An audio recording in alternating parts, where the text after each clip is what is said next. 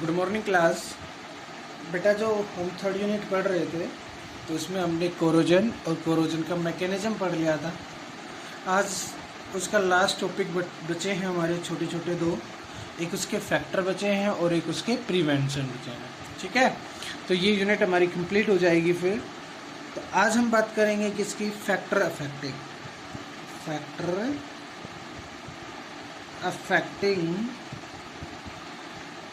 Rusting of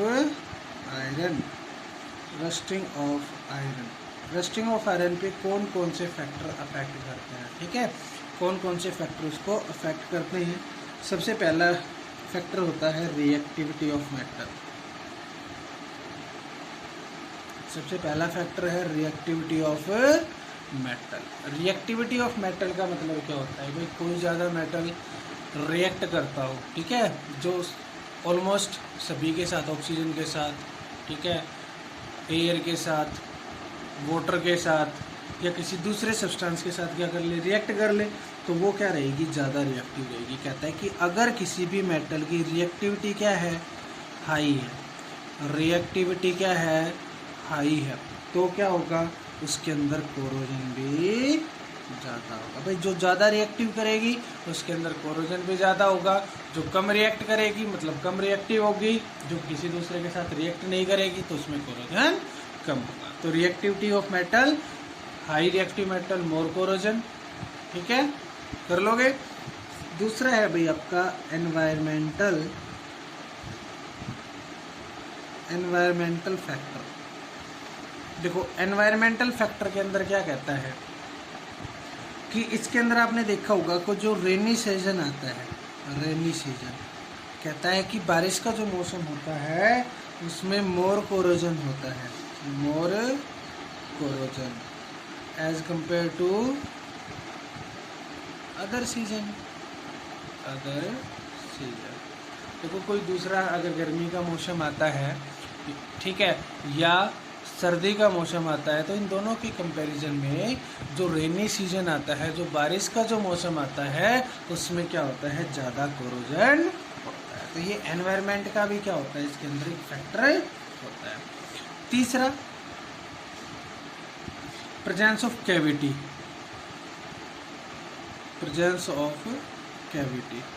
देखो presence of cavity में क्या कहता है कि अगर आपके कोई बैंड वगैरह है, कोई स्क्रैचेस वगैरह है, ठीक है, तो वो जो मान लीजिए किसी भी मेटल के अंदर आपके क्या है, स्क्रैचेस है, ठीक है, या आपके क्या है, बैंड्स है, बैंड्स मतलब कैविटी है, ठीक है, बैंड है या कैविटी है, तो उस मेटल के अंदर क्या होगा, कोरोजन ज़्यादा होगा। उस मेटल के अंदर क्या होगा, कोरोजन ज़्यादा होगा as compare to other metal.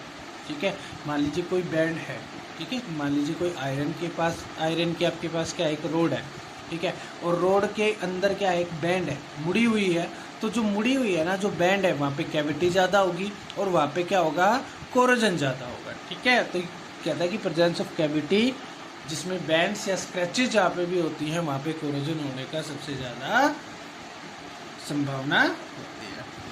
Fourth क्या कहता है आपका, प्रेजेंस ऑफ सैलिन वाटर। सैलिन वाटर या बोल सकते हैं इसको सी वाटर। ठीक है, कहता है कि सी वाटर जो होता है या सैलिन वाटर होता है, उसके अंदर क्या होता है, मेटल ज़्यादा कोरोड, उसके अंदर मेटल क्या होती है, ज़्यादा, क्योंकि साल्टी होता है, ठीक है, एसिडिक हो जाता है, तो एसिडिक होने की वजह से उसके अंदर क्या होता है, कोरोजन ज़्यादा। फिफ्थ पीएच वैल्यू पे, इम्पोर्टेंट है भाई, ये कई बार पूछ लेता है, पीएच वैल्यू पे क्या होगा भाई कोरोजन का, तो कहता है कि अगर पीएच कम है, लो पीएच है, लो पीएच वैल्यू, लो पीएच का मतलब हो गया कि जो H पॉजिटिव आयन की कंसंट्रेशन है ना, वो क्या है, लो या हाई है, बताओ, हाई है भाई, लो है पीएच, तो मतलब वैल्यू नीचे की तरफ जाएगी, नीचे की तरफ जाएंगी तो मोर एसिडिक आएगा भाई। पीएच स्केल अपना 0 से 14 तक होता है, ठीक है, 7 पे न्यूट्रल, 14 पे बेस, इधर आगे और इधर से आएंगे तो ऐसे, ये इधर आएंगे तो स्ट्रॉन्ग एसिड होते जाएंगे, वो उधर जाएगा तो स्ट्रॉन्ग बेस होता है।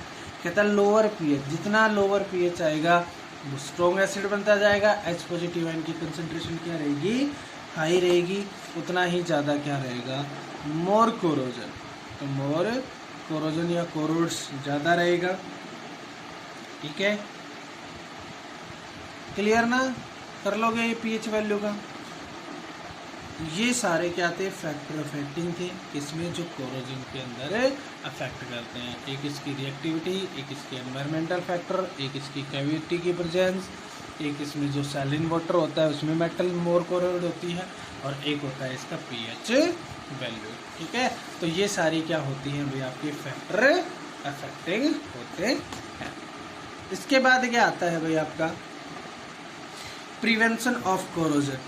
अब कहता है प्रिवेंशन ऑफ कोरोजन, कोरोजन को कैसे बचाया जा सकता है, कोरोजन को कैसे रोका जा सकता है।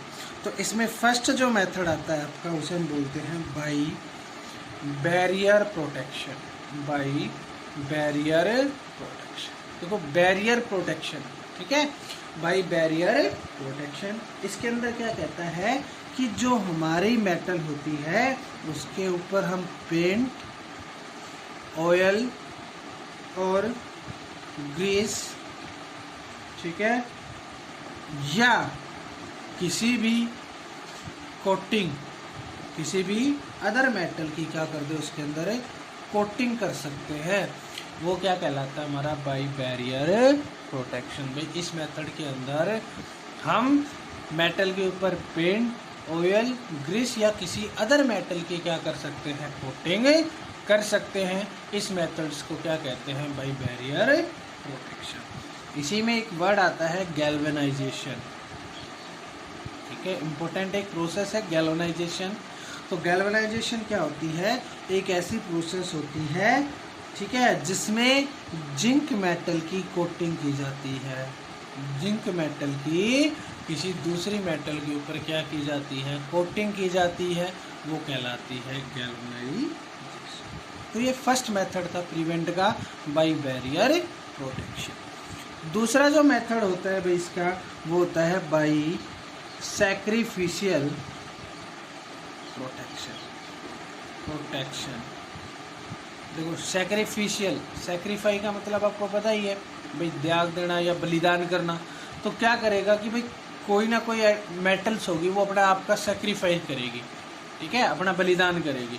तो देखो इसके अंदर क्या कहता है कि इसके अंदर जो मोर रिएक्टिव मेटल होगा, क्या कहता है, मोर रिएक्टिव मेटल होगा, वो ऑक्सीडाइज हो जाएगा। और ऑक्सीडाइज्ड, ऑक्सीडाइज कह सकते हो, इसको कहते हैं सैक्रिफाई, ठीक है, सैक्रिफाइज्ड, ठीक है, while other metal remain same. और दूसरा मेटल होगा वो रिमेन्स सेम रहेगा।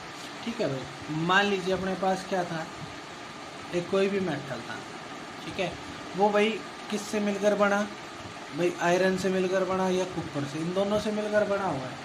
ठीक है भाई, क्लियर। तो क्या कहता है इसमें जो मोर रिएक्टिव होगा, चाहे वो कॉपर हो चाहे वो आयरन हो, कहता है कि more reactive metal self oxidise हो जाएगा। मान लीजिए कॉपर मोर रिएक्टिव है एज कम्पेयर टू आयरन, तो क्या होगा, कॉपर जो होगा मोर रिएक्टिव मेटल, वो क्या हो जाएगा, ऑक्सीडाइज, यानी कि ये खुद का सैक्रिफाइस कर देगा और क्या कर देगा, अदर मेटल को रिमेन्स सेम, उसको क्या रखेगा, रिमेन्स सेम रखेगा, मतलब उस पर कोरोजन आने नहीं देगा। कहेगा सबसे पहले मैं कोरोजन हो जाता हूँ, मैं मतलब मेरा कोरोड्स हो जाएगा, मेरा कोरोजन होगा, मेरे कोरोजन के बाद अगर दूसरा मेटल बचेगा तब उसका कोरोजन होगा। तो सेल्फ सैक्रिफाइस हो जाता है। इस मेथड को कहते हैं बाई सैक्रिफिशियल प्रोटेक्शन। ठीक है, बाई सैक्रिफिशियल प्रोटेक्शन। तीसरा जो मेथड होता है उसे हम बोलते हैं बाई कैथोड प्रोटेक्शन।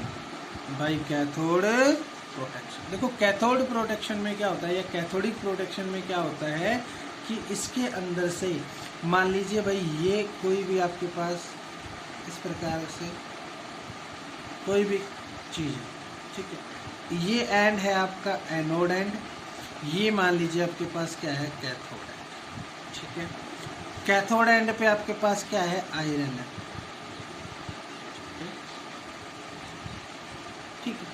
हमने इसके बीच में कहीं मैंने यहाँ पे क्या कर दिया, एक मोर रिएक्टिव मेटल पुट कर दिया Mz।